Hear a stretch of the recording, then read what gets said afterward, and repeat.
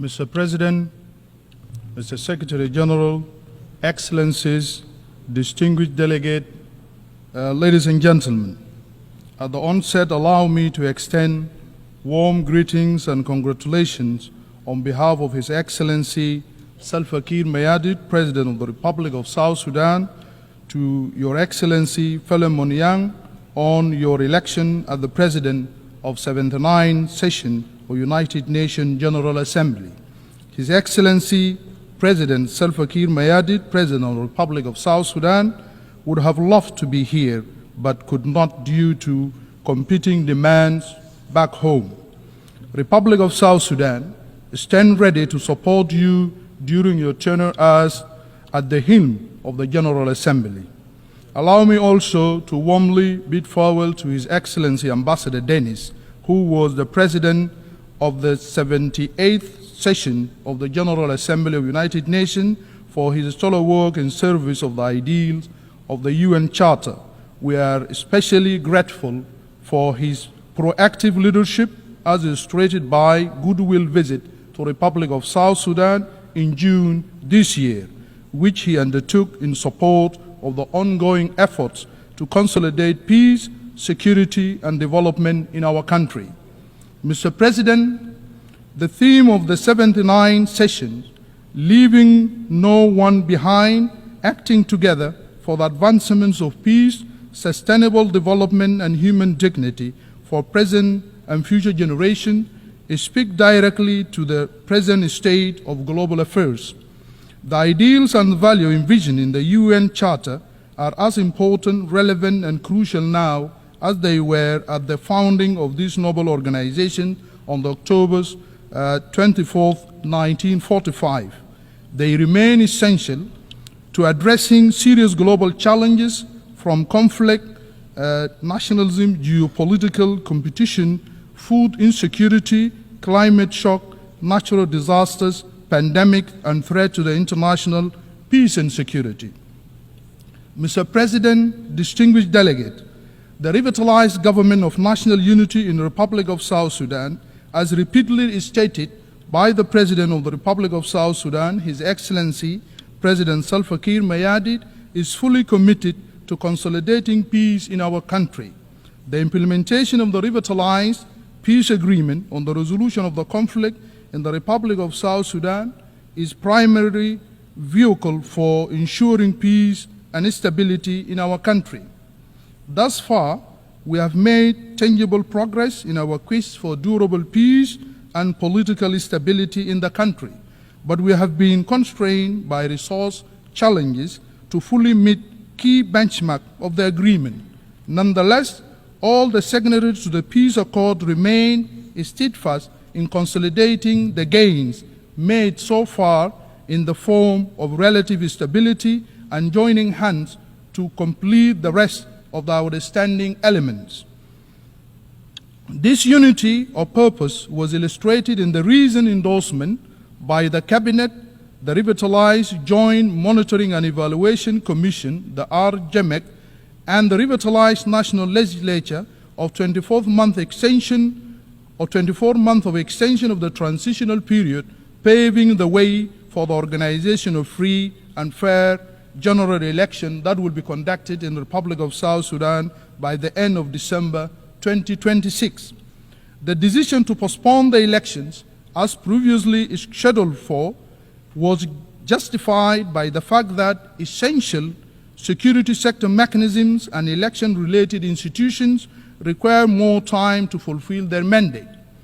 Mobilization of funds to complete these important tasks that are critical to the conduct of free, fair, and credible election in the Republic of South Sudan also demands more time. Most importantly, the process of constitution making covers a series of activities and require an adequate time frame for effective consultation with all stakeholders to ensure that a broadly accepted constitution is adopted in South Sudan.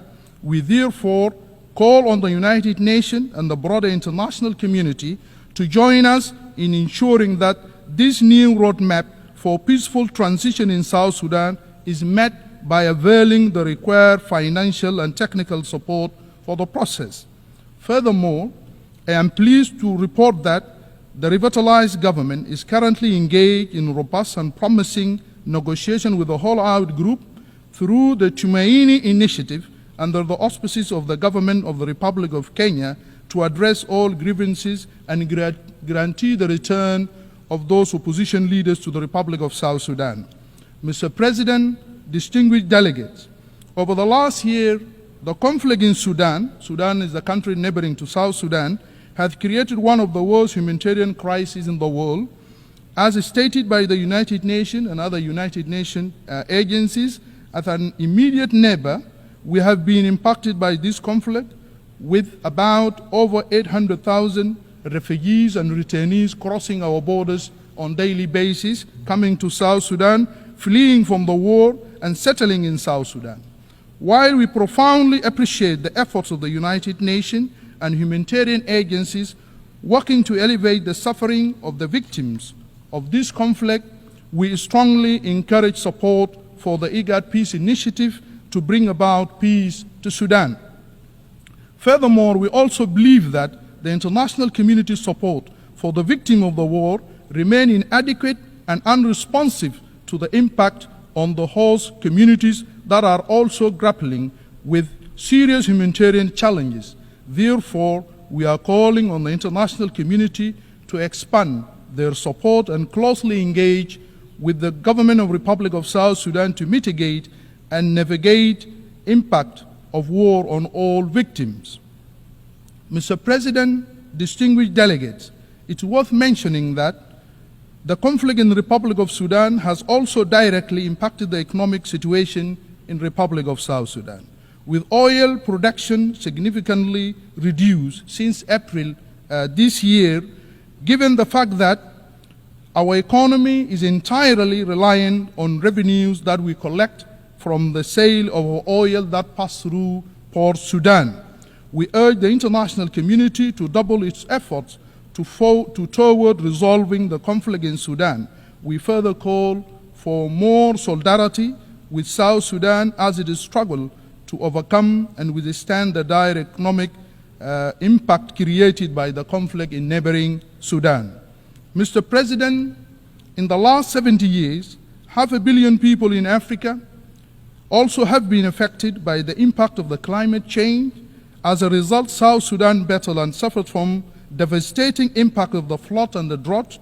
Millions of people have been displaced and many lives have been lost due to the flood and the drought. Therefore, there is a need to scale up adaptation action and support to ensure an adequate response in context of the climate crisis.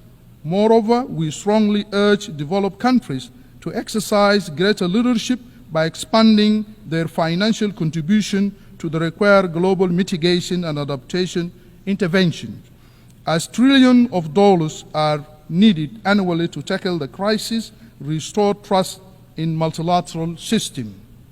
Mr. President, South Sudan recently conducted its first voluntary national review on the Sustainable Development Goals, SDGs, and the recommendation emerging from the findings are informing our immediate interventions. Moreover, our revised national development strategy and annual budget are crafted around a commitment to the SDGs. Furthermore, the Ministry of Finance and Economic Planning and the National Bureau of Statistics, with support from the UN agencies and our development partners, are working to strengthen the capacity of the national statistical system to collect quality and analyze timely and reliable data. The government is actively mobilizing resources to conduct the national population and housing census, thus ensuring evidence-based planning and delivering of essential services to the people. As South Sudan capacitates its statistical system and bolsters its analytical capabilities, the government is using the multidimensional poverty index measuring to guide related policies, designing multi-faceted intervention to improve the life of the disadvantaged group and track progress. Mr. President, in recognition of the role of the women in public life in South Sudan, I am delighted to report to the Assembly that South Sudan is making great strides and improvement in gender equality. The government of South Sudan believes that the active engagement of women in governance and decision-making is crucial and critical to ensuring that implementation of commitment contained in the peace agreement that was signed in 2018 and the Mobutu Protocol, the Action National Plan on the United Nations Security Council Resolution 1325 and the SDGs 2030 Agenda and African Union Agenda of 2036. UNCSR 1325 is practically powerful advocacy tool for equal representation in national governance. As a reflection of our commitment to gender equality, South Sudan Transitional Constitution enshrined 35%, which is affirmative action provision for women in all structures of our government. The peace agreement also mandated the establishment of Women Enterprise Fund to support our women, which shall serve as a vehicle for availing resources that can leverage the entrepreneurial and innovative energies of our dynamic female population. We strongly believe that all these initiatives align with the theme of leaving no one behind. Mr. President, distinguished delegate, South Sudan is a young country in terms of its population, with young people constituting over 70% of the population of our country. This demographic reality can be harnessed for a better future through proactive and progressive investment in the youth. The Republic of South Sudan aims to develop a robust education policy that is focused on unlocking this potential through job creation and innovation, and benchmark under the provision enshrined in the African Youth Charter and United Nations Resolution on Youth-Related Empowerment.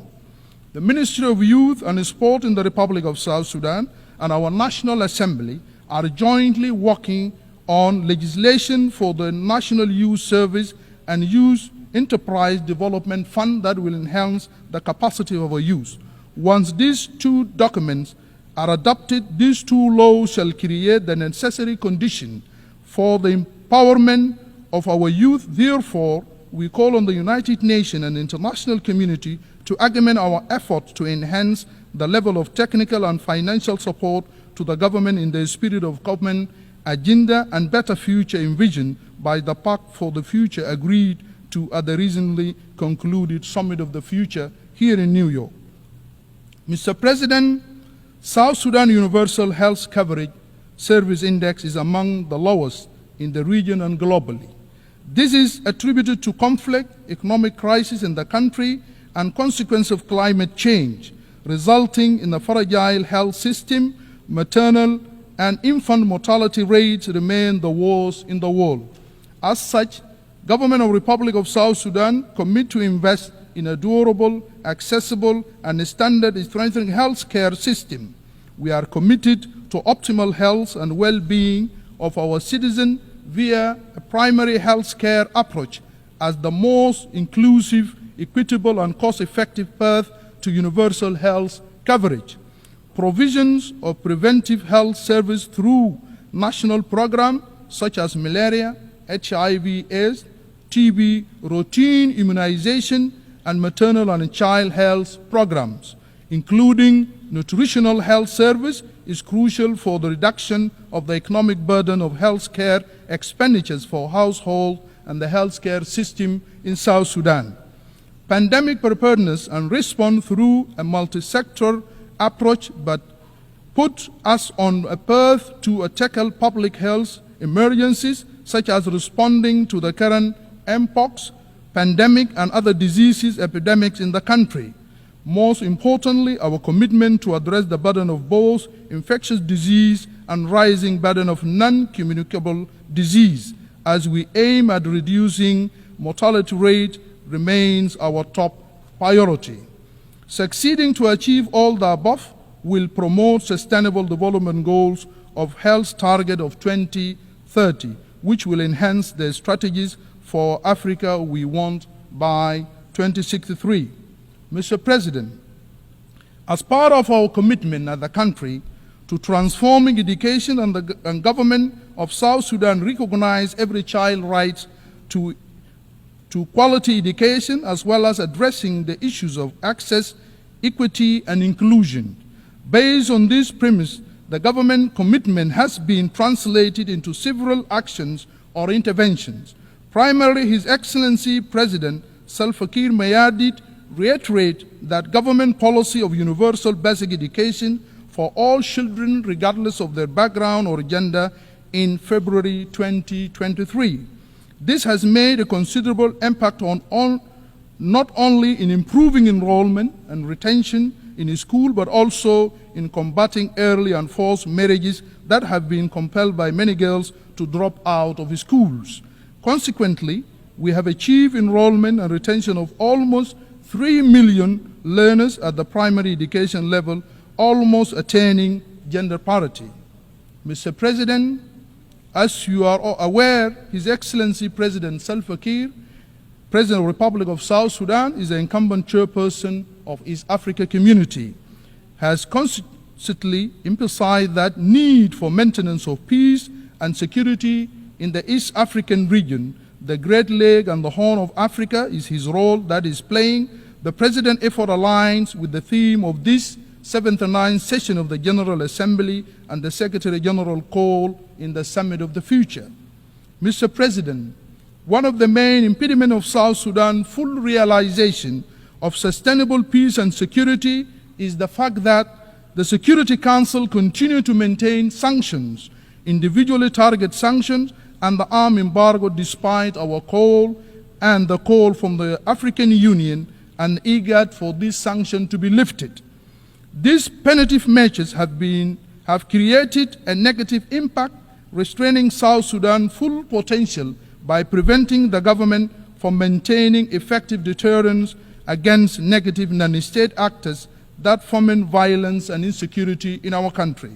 Furthermore, potential investors in various sectors believe that South Sudan is under broad sanction and as a result refrain from investing in our country.